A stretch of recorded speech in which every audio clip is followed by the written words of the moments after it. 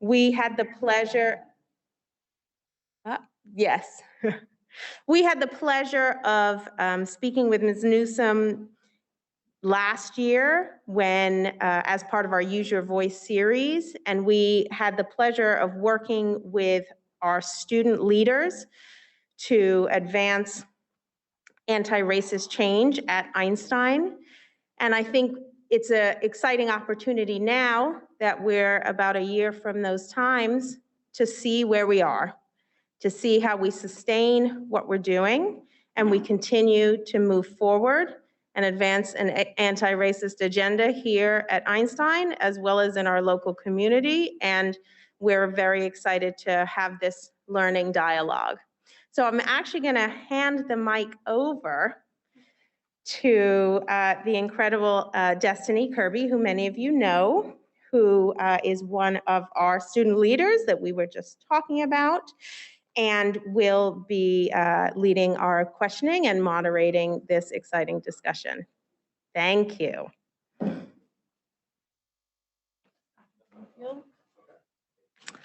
Thank you so much, Dr. Benfield. You are always an incredible mentor and someone that I look up to, and I really appreciate that.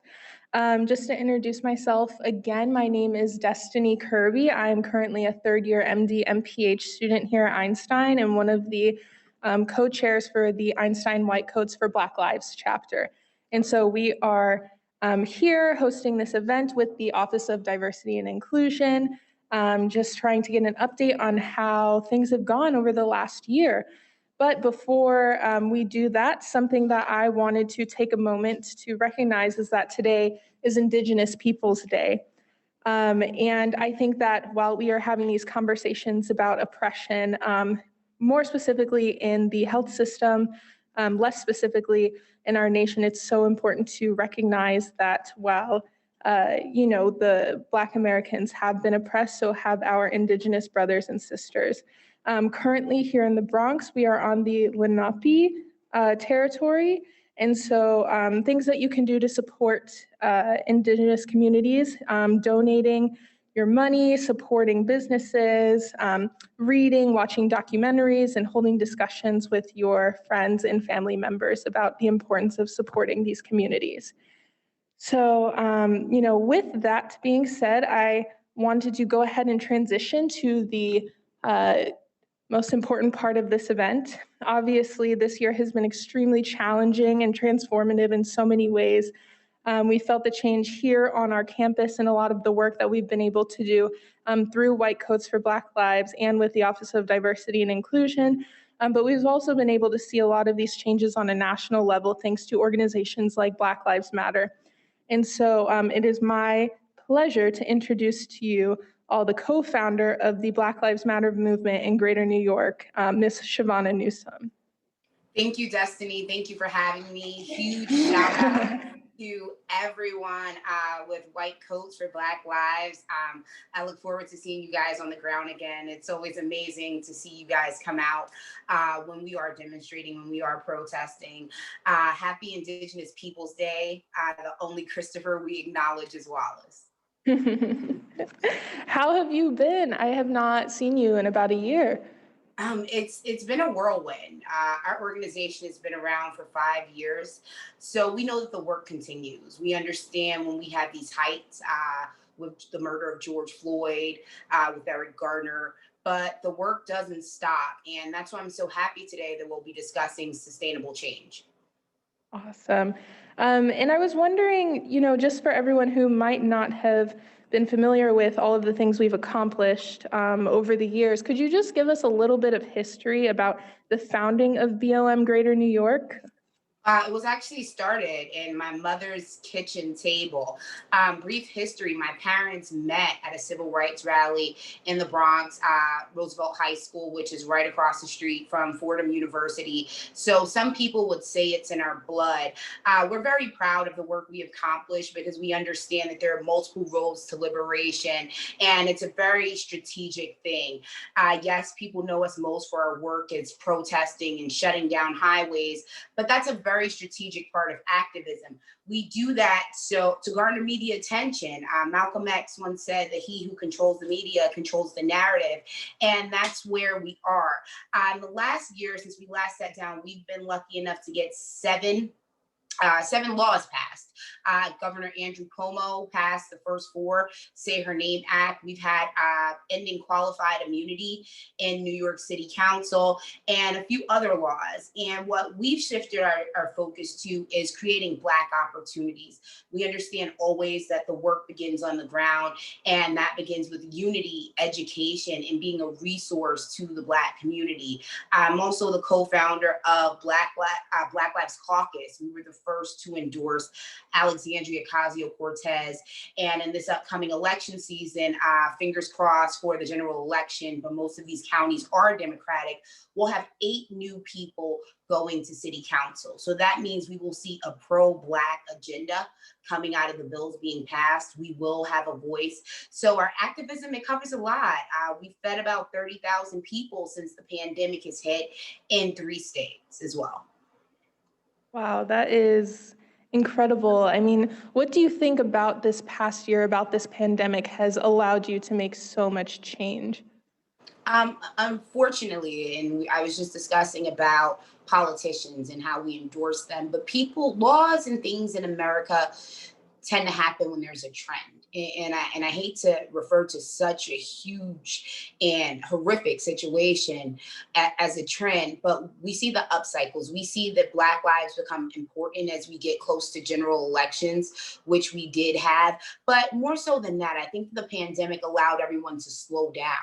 It actually allowed people to process, to see the images that happened, to see a neck being placed on the neck of George Floyd for over 8 minutes, and people responded. So when there was public outcry, when there were riots, which are the cries of the unheard, when people took to the street, that meant that their elected officials had to change things. That meant that corporations had to acknowledge their Black employees, as we see more diversity inclusion pop up. We see sports.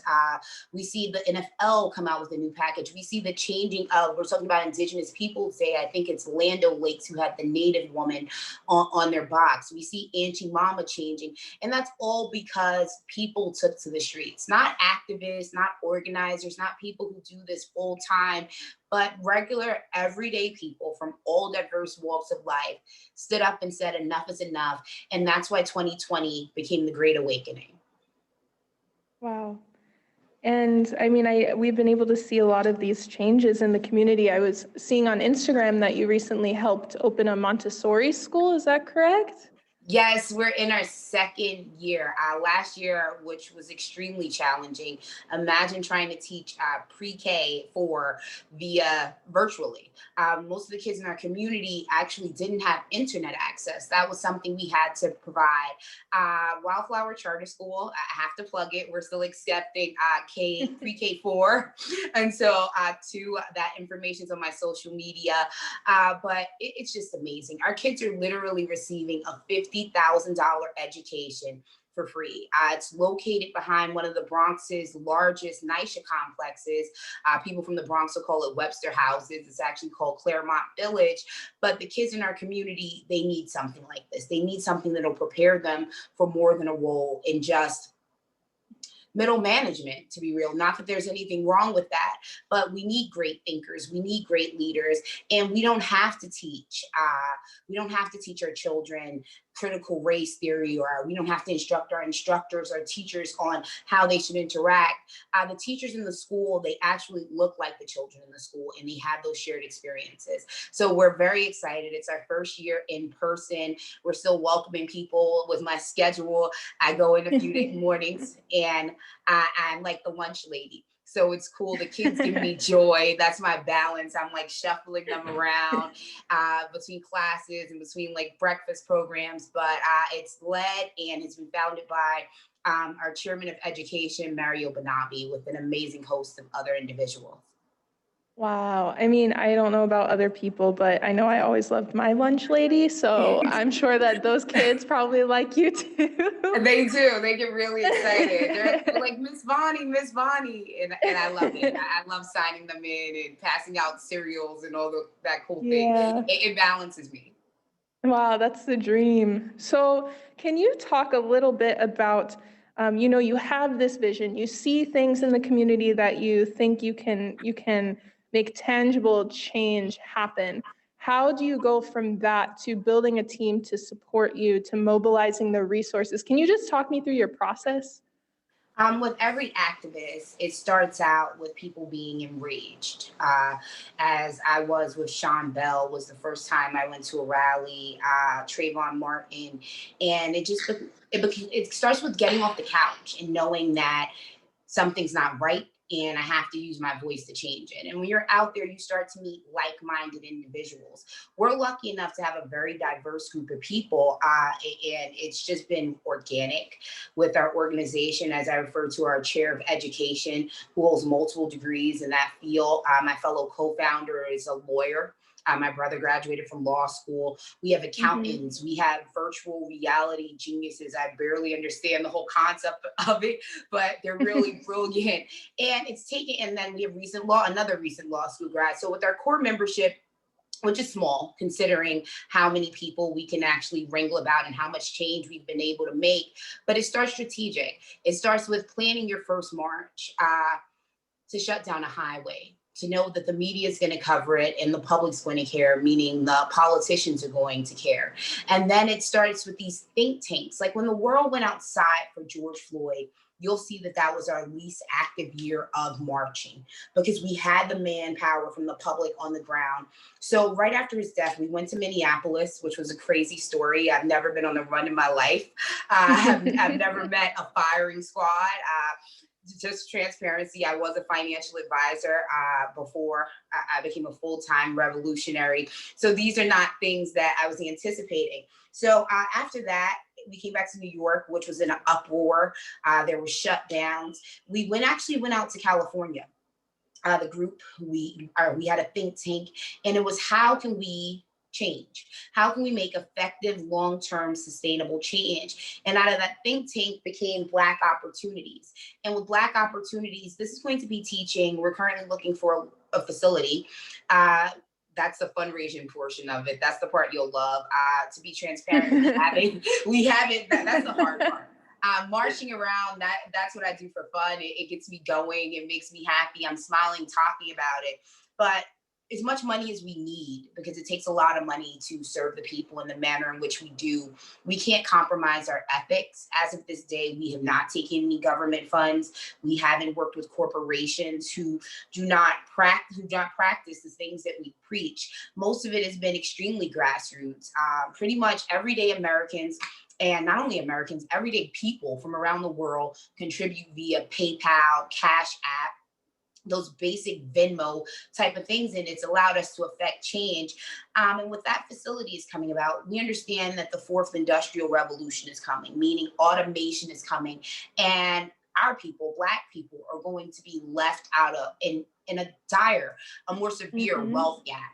So this facility will be training people in STEM.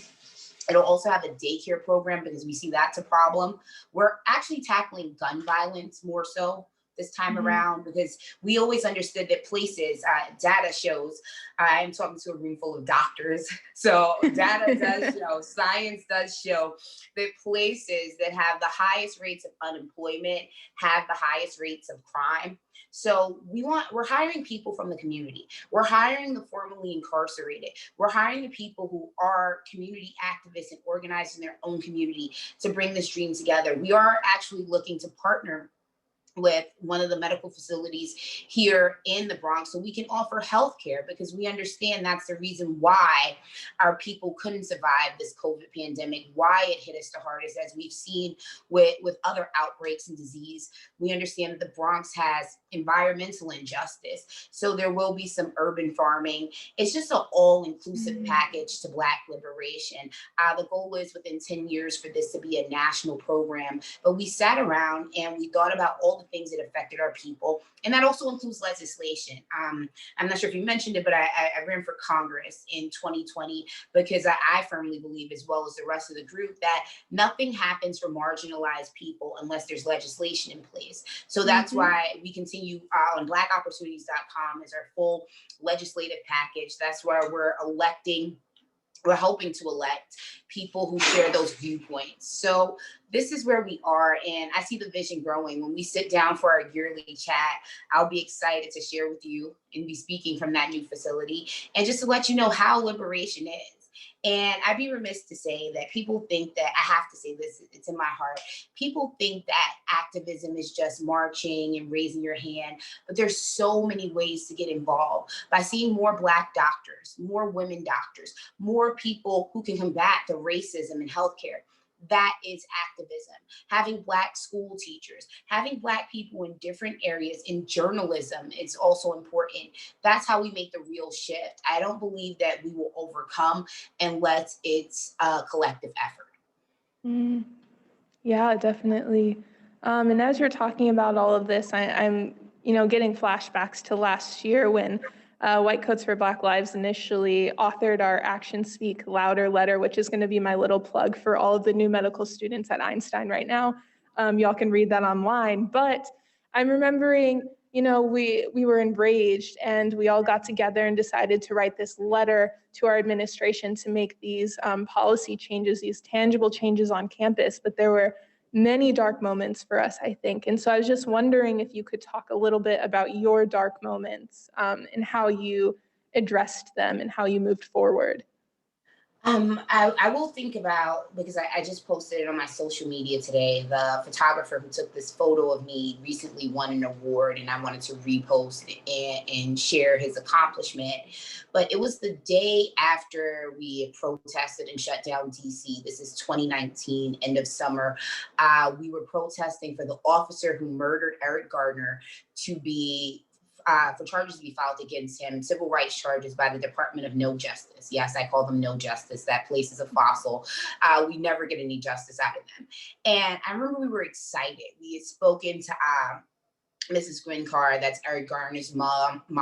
She said that the DOJ wanted to chat. We were optimistic. We had just had an amazing protest.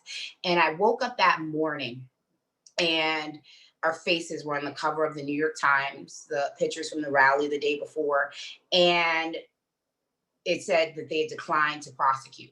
So I was distraught, but I'd had another rally planned that day for a gentleman who was beaten by the police, Kevin Diallo.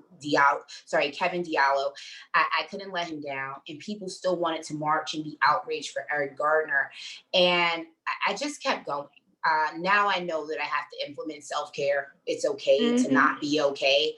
And that's a real thing, especially being a Black woman in America. You're taught from a very young age to be this strong Black woman. But in actuality, what that does mean is that the world can kick you down, life can be rough, but you still get up and affect change. But I think that day was one of my darkest moments. But knowing that I was surrounded by 2,000 people who felt the same way, who needed me to keep going, their energy energized me. That's powerful. That is so powerful. And so how do you take that energy that they gave you, that you gave to yourself? How do you take that and make sure that it's sustainable moving forward? I have to to be honest, I go to therapy, and this is something that I'm always advocating for.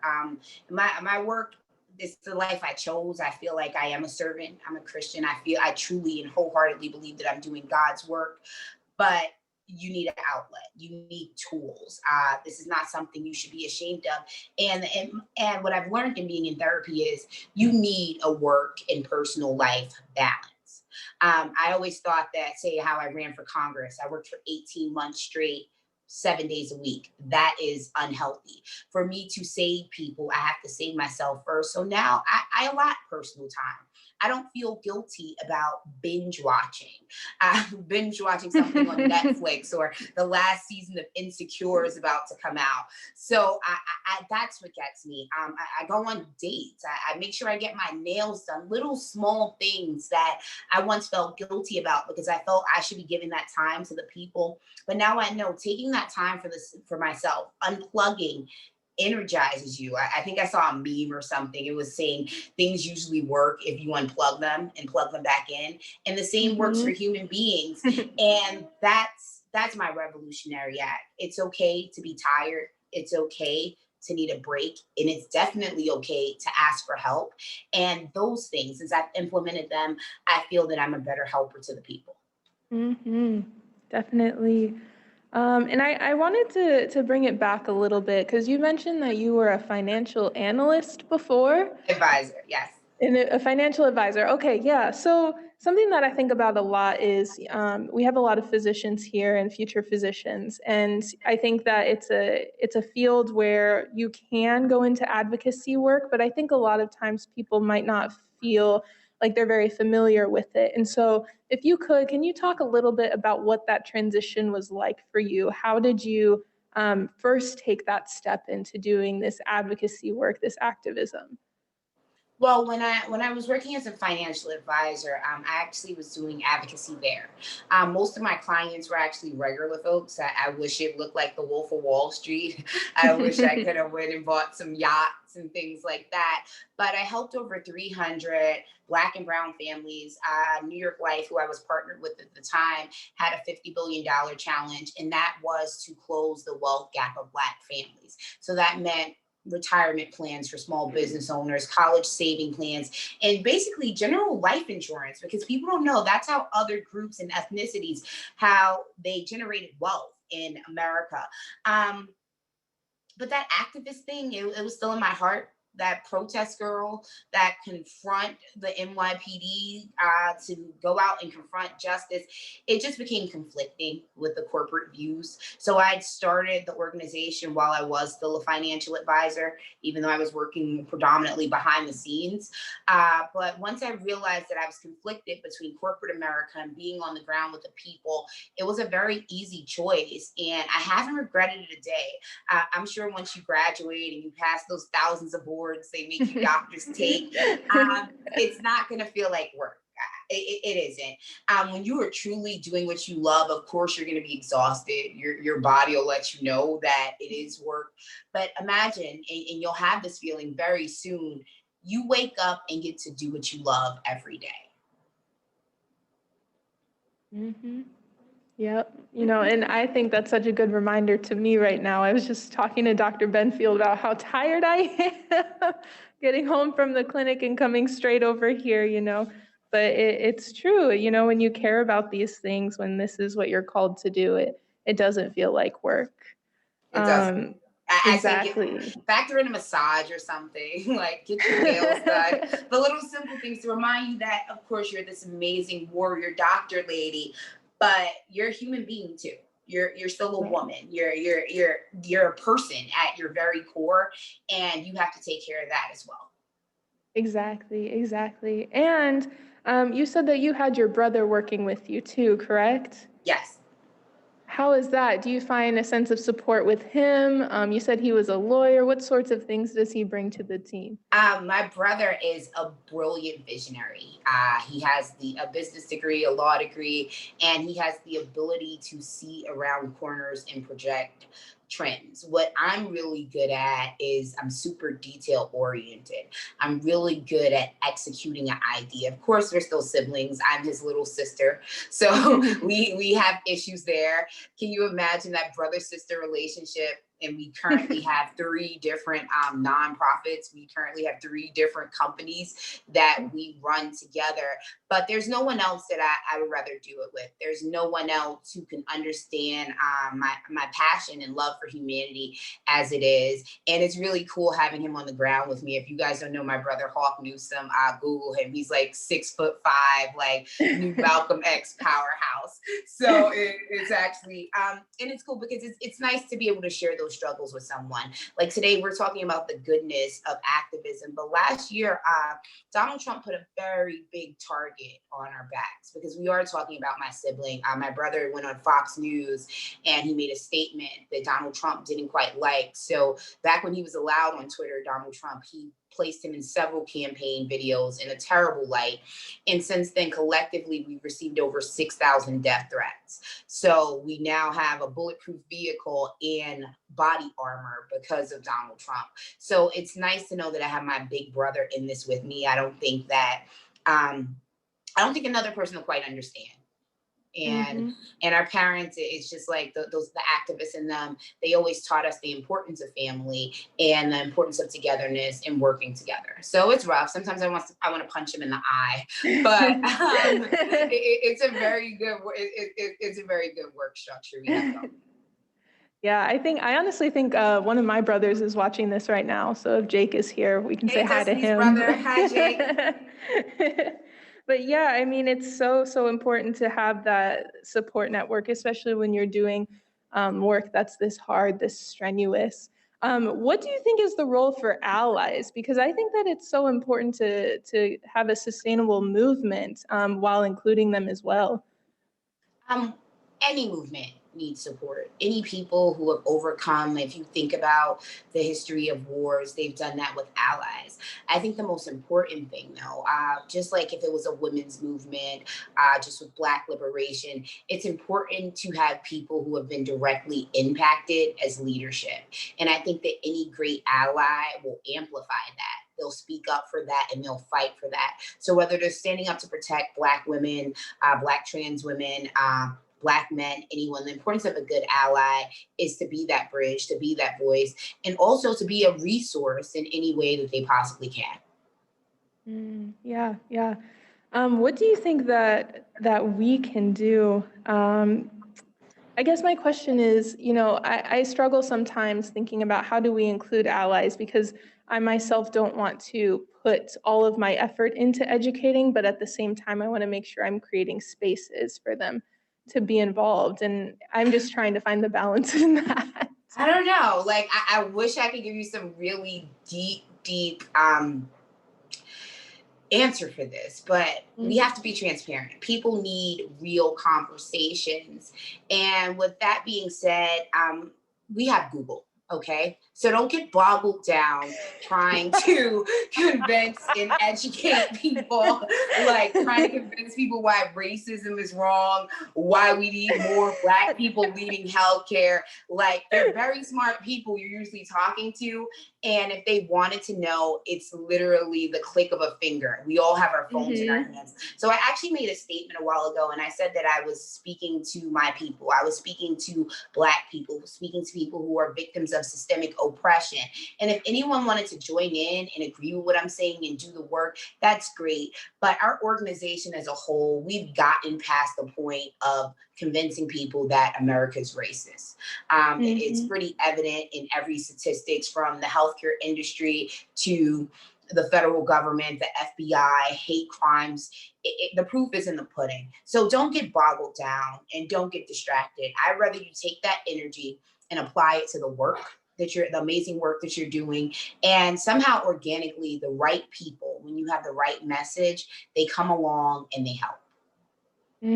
Yeah, that's good. That's what I need. Yeah, it's to hard. take You'll notes sit on there that. all day, like arguing all day. You'll like Right. be pulling out your hair, trying to convince people why the world is the way it is, when they're smart enough to figure it out.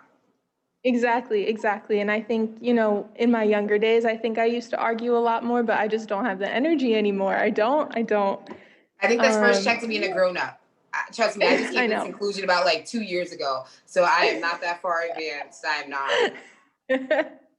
That's funny. That's so funny. So over this past year, you said that you were able to get some laws passed. You opened the Montessori school. What do you think are going to be your next steps? What are you hoping for in the future? Black opportunities, growing it into a national organization, starting it here in the Bronx first. What people don't know is the South Bronx, the district that I currently live in, is one of the nation's poorest congressional districts. So having a place where people can get education, where we provide at one school, and we want to host the micro schools. Our schools only are suited for 75 students. So more micro schools, more community hospitals, which I would love to partner with you guys on, making healthcare accessible, being able to feed people, and being able to employ people. Maybe it's my financial background. I see that what's really holding my people back is poverty. So working towards the eradication of poverty, that is my life's mission, truly, the eradication of poverty, because we see the health disparities. We see what it's like when Black people, no matter who's president, we have the highest rate of unemployment.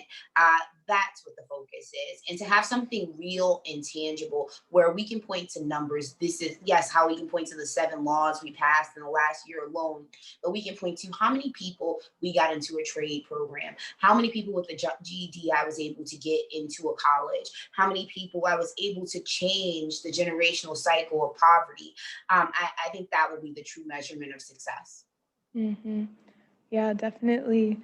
And something that I think about a lot, especially when it comes to New York City, but I'm sure this is a problem elsewhere as well, is this idea of, okay, we are in these communities that are struck with poverty, and yet we're seeing gentrification happen in real time. And even, the other day I was in the South Bronx going through the Lit Bar, and I'm looking around and I can just see, I can just Sobro see it now, which used to happening. be the South Bronx where people would run from, it's now Hmm. Sobro. Yeah, I see it. You see the high rises going up that people in our community can't afford. We're working on a deal right now that'll bring 3,000 real affordable housing units. Because let's be clear, when they put up those huge towers, and that's what's the importance of electing city council people. They have that power. That's why we empowered 8 of them to go to office. The real median income of, say, the South Bronx, where you're going to the Lit Bar, which is the Bronx's only bookstore that we Hmm. have right now. The real AMI, which is average median income, is about under 30,000. It varies from either 24,000 to $28,000. There's no way that a family on that salary can live in a $3,000 Sobro, Mott Haven high rise. So bringing more real affordable housing. It's weird because I have to think about it as someone who ran for office, and I've really been blessed with the platform I have. That list of policies that you outline, that you throw up on your website when you run for office, those are all things that I stood by and believed in. And I made a promise to the people that whether elected or not, I would get them done. And I'm really grateful, by the grace of God and the community, that we are accomplishing those things. Definitely. And I wanted to, shift the conversation more specifically towards healthcare, since we are a room full of people in healthcare. Right You on. said you wanted to, start opening up more community hospitals and making sure that our people have better access. What sorts of visions do you see in that field? We've already begun the early talks of it. One of our members has recently started medical school. She's at John Hopkins. Mm. Micro hospitals. So the same way that we envisioned and we have one school and we plan to have more storefront schools, the same way that someone can easily walk into a chicken joint or a burger place. The vision is to have micro hospitals where you can easily access healthcare, where you can get your needs met. And the beauty of that, with speaking to someone like you who is a future doctor in a room full of future doctors, is taking the racism out of healthcare that we've seen since modern medicine's inception. Believing a Black person when they talk about their pain, believing them, and not just trusting the statistics and factoring in race. So that's the goal, to have a colorblind, non-racist, equitable place where people can get quality healthcare. And we understand that not only that, it's providing access, which, talking about the 30,000 people, because if I'm going to talk about healthcare, I absolutely have to talk about food. Most of the places you see where people are, where they have poor health, they also live in food deserts, and there is food apartheid. The thing about our work, and why I love to scream that is strategic, it's our group has been able to think about the different problems that affect us. Yes, police brutality is terrible. It places us in danger when we're driving a car or crossing a street. But let's talk about the things that are killing us. Our health is killing us. The food we eat is killing us. So this is just very important for us. And to answer your original question, it would be a bunch of little micro hospital, a bunch of little micro hospitals. The same way you see a fast food chain pop up, the same way you're seeing with gentrification, those Starbucks popping up in the Bronx. I would love to have small hospitals where people can go and just be treated. Right, definitely. And I love what you said about food equity. Something that I'd also like to plug is that there's this mutual aid kitchen down in the South Bronx called La Mirada, and I love it. And they've been supplying food to the community for a really long time. But I think, just like you said, if we're talking about access to healthcare and just creating wellness in our community, it's such a multifaceted issue. And so, like you said, food is so important, but then talking about gun violence, talking about housing, all of these things that come together to make sure that our community can be well overall. And mental health is important. Just to cut you off, Yeah. because for a second, what we are going to implement with Black Opportunities is yoga and mindfulness and a holistic approach. Because research has shown that growing up in these conditions, when you mention gun violence, when you talk about food insecurity, those are the commonalities of growing up in a war zone. So our people actually have PTSD from systemic racism, and it's trying to fight that. It's trying, like, it's not normal for people to be shot outside of your house. And we see in communities of color that there are, how you see with Parkland and other shootings, how mental health workers come in, grief counselors come in. This is a part of the Black Opportunities Program.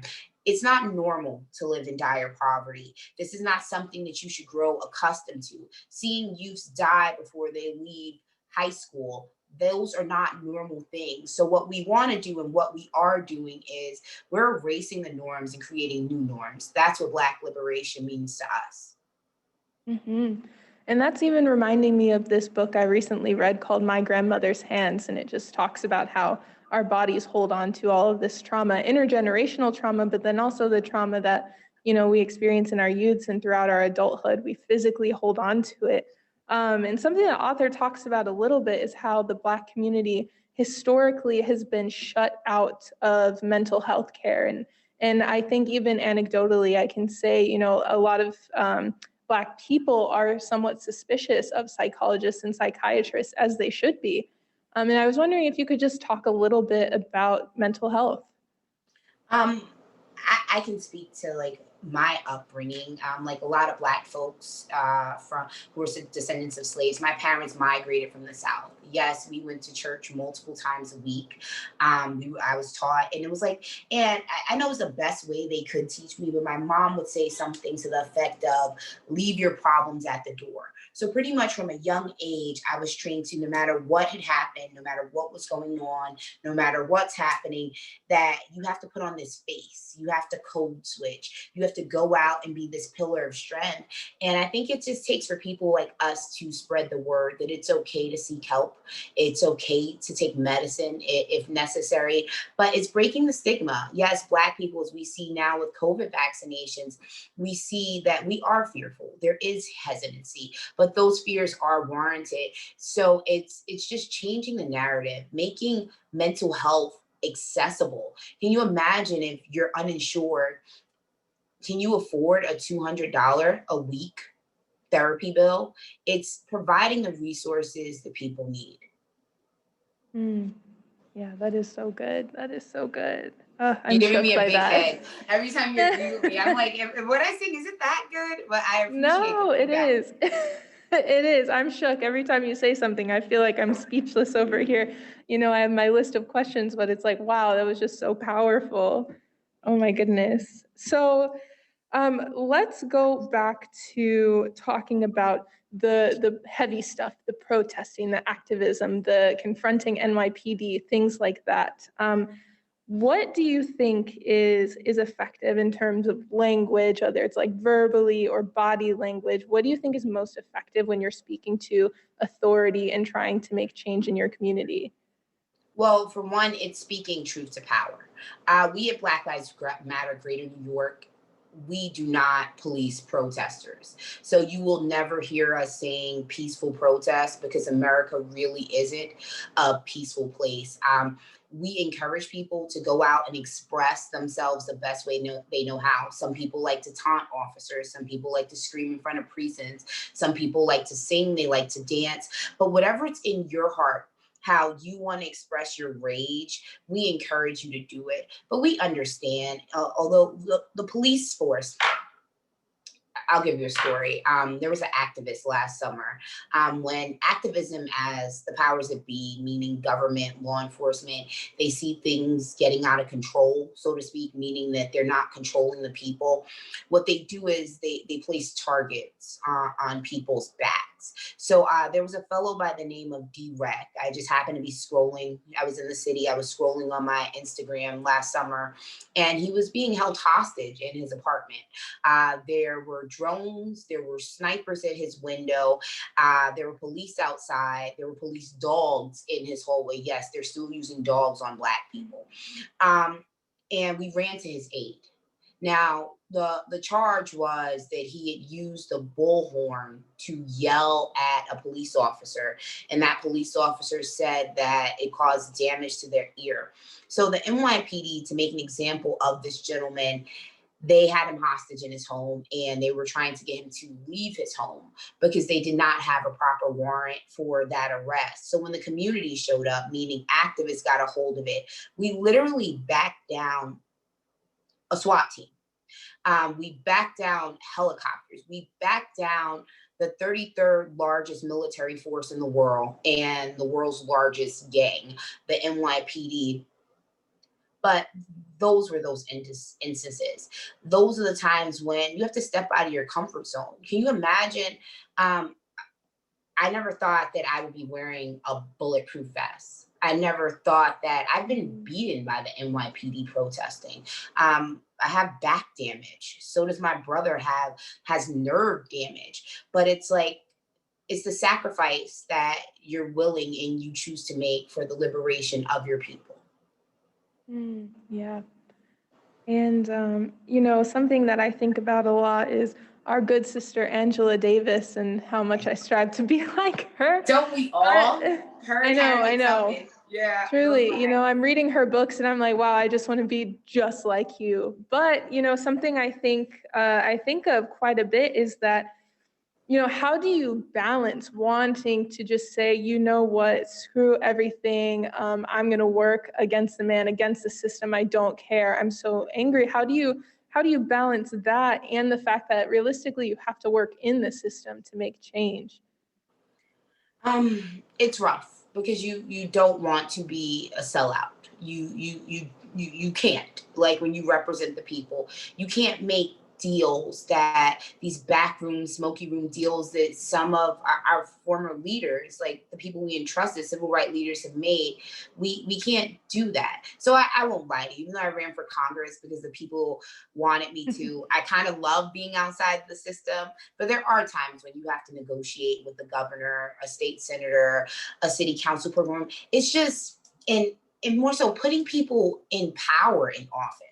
I think that's the inside game.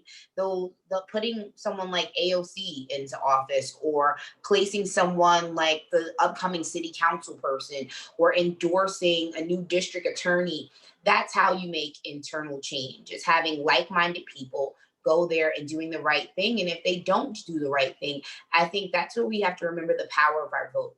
If a politician or an elected official is not living up to what they promised you and they're not doing a good job at representing the people, then they should be removed. But I think that the way that we win this war, it's definitely going to be an inside game and an outside game. As we've seen with the people who marched endlessly last summer and into the fall, that led to corporate change. That led to changes at your university. That led to changes around the nation. So I don't think that one way it is the answer. The same way I don't need everyone to leave medical school and go join the front lines with me. I need you there. I need you there to change racism in healthcare. I need journalists in place. I need politicians. I need teachers. Not more police, because I am an abolitionist. I believe that crime stems from lack of resources, lack of social programming. But every other field that can help Black people, I encourage Black people to get involved that way. Yeah, definitely. I definitely agree with that. So, you're talking about all of this, and it reminds me of when White Coats for Black Lives was first advocating, even for, Dr. Benfield's position and for Fanta's position, and we got that, Right and we on. have people here in the administration advocating for us. What do you think that students can do within their institutions to enact change? What I would like to tell anyone, because look, at the end of the day, I'm just a girl from the Bronx. I've been able to accomplish some pretty amazing things, but do not be afraid to speak truth to power. Change can happen with one person opening their voice. So if you see injustice, you see inequity, speak up. Yes, your voice might shake, your palms might be sweaty, you may think that you're not making a difference, but you have to keep pushing. See, George Floyd protests and the Great Awakening, now people are used to swift change. But there were times when how I referred to the laws that we had gotten passed in the last year. There were like 5 other laws that took about 4 years, and probably a decade before that, people were fighting for them. So, students, I would encourage you to be persistent and to truly remember your power. Like, think about how powerful you are. You got to medical school, which is no easy or small feat. So that shows right there that you are brilliant and capable. And it only starts with one. It takes one voice, and for some reason, a good cause kind of catches on like wildfire. And just like the structure and the growing of Black Lives Matter Greater New York, it started with me and my brother. Like, we were like, we need to start this organization, and it's led to some great things. So speak up and stand up strong, and remember your power. And if you can think back to those very beginning moments, were there any mistakes that you think you made that you would change now, or what have you learned since then? I probably, I don't, how do I phrase this? Because I hate to view these things as mistakes, because I learned from them, Right, right? right. They changed the future, but I think it was trusting. It was being very trustworthy, believing people would do these things, but I can't change that. I have to believe in people. I have to believe in human nature. I have to believe in the collective power. There are mistakes that you just have to make. They're growing pains.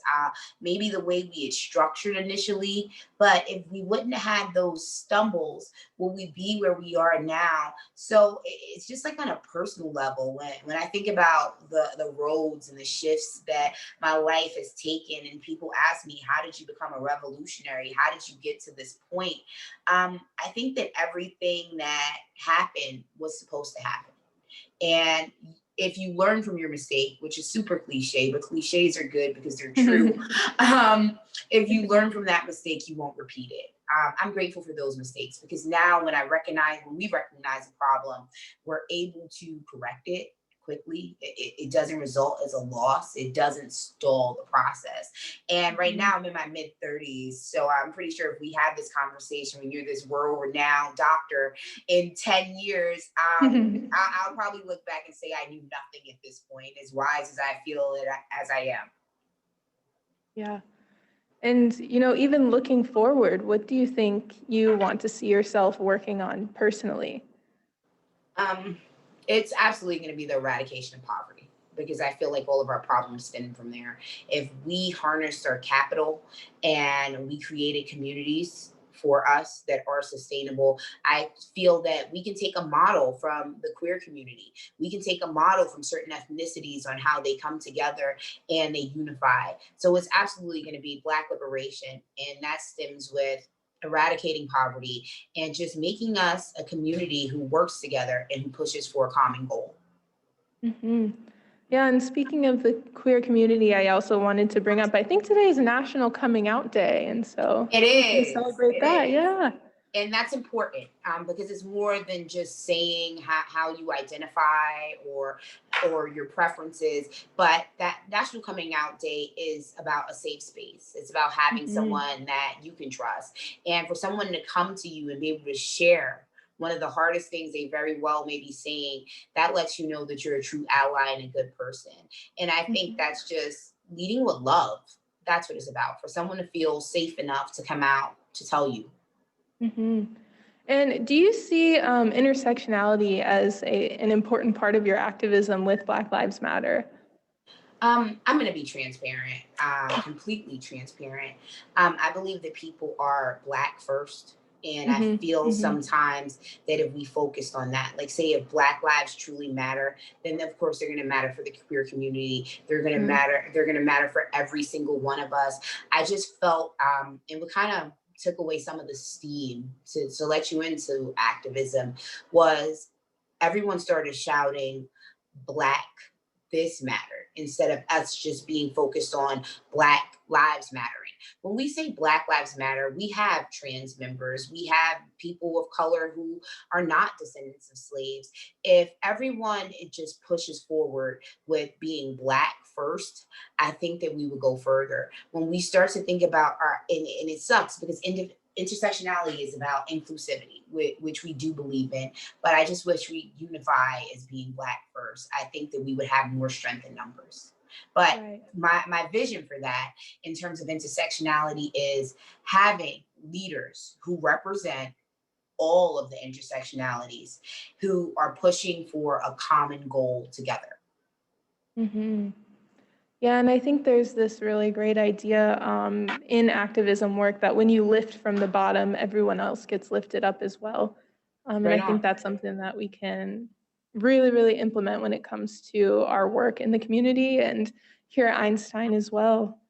We have about 5 minutes left, so I just wanted Oh wow, to that went by give quick. you, I know. I just wanted to give you a chance, what is on your mind? Is there any last minute plugs that you wanted to make? What do you um, think you're excited about? I'm excited about the future. To do this work because I know we've seen a lot of swift change in the last year, but it took 5 years simply to get Officer Daniel Pantaleo, Eric Gardner's murderer, to get him fired. Not even jail time. I'm optimistic now that the world is listening. I'm optimistic about people knowing their power. You'll always hear it in every speech. I always remind people to remember their power. I'm excited about future leaders like you. I hope to have some of you working in these micro hospitals, and I'm really excited about what we can be, where we can have an America that is inclusive and equitable for all. I do not believe in equality. I believe that equality is a myth, that you don't have to like me nor love me, but I do need you not to block access. And I think that that's where our problem lies, where people are denied access to healthcare, people are denied jobs, education. So unblocking that, and I am wholly optimistic, and I'm very grateful. I'm grateful for white coats, for Black lives. I'm happy for people like Dr. Fanta. I don't want to jumble up her last name, who made this happen, who chased me down, even because she knew how important this would be. And I'm just grateful that we have a growing community, and I look forward to us achieving great things together. That's the focus. When we have this Thank next you. year chat, I want to, one of the accomplishments I want to list is how we've partnered and worked together. Wow, thank you. And I just wanted to take a minute to plug one more time for our brand new medical students, the Action Speak Louder letter that we sent last year during the George Floyd protests. And just thinking about how far we've come from there, we've been able to really make change on campus with the Office of Diversity and Inclusion and look at things like admission and where is the money going here on campus and making sure that we have an equitable environment here for students. And so that link is online and you can all look and read it so that we can make sure that this movement keeps happening here at Einstein. But I really wanted to thank you, Shavana, for taking the time to talk with us because I know you are an incredibly busy human being. Thank you, thank you, thank you. And please join me out there. We feed the homeless. We need volunteer lunch ladies. You can find me. I answer all of my messages myself, mostly on Instagram at New York, the full word, VONNI. And from there, I'm sure I've tagged our BLM Greater NY page. And you can just keep track of what we're doing and join in and amplify, because there's so many ways to help. So there's a space and a role for everyone in this movement. Thank you. And Dr. Benfield, did you want to close out with anything? Well, I can't close anything out better than that. Apart from adding my gratitude as well, not just for Shavonna's, of course, time, but for Destiny's incredible leadership, thoughtfulness, and partnership in these efforts, for the wonderful doctor, maybe in her feet soon, no, I don't know, Fanta, who keeps everything moving, and for everyone, just as you said, right, we all have a role to play, and being on the inside, trying to make that internal change, it really does take a lot of collaborators, so I just want to put out those thanks, and I also look forward to next year's touch base. Right on. Awesome. All right, thanks everybody so much. It's a real pleasure, and reach out to us if you have any follow-up thoughts. Please join us for our D&I discussions as well, which is again safe, an open space to have these important conversations that we need to have. And let's keep on keeping on. Right on. All Powers to the right. people, y'all. That's right. Thank you so much. All right.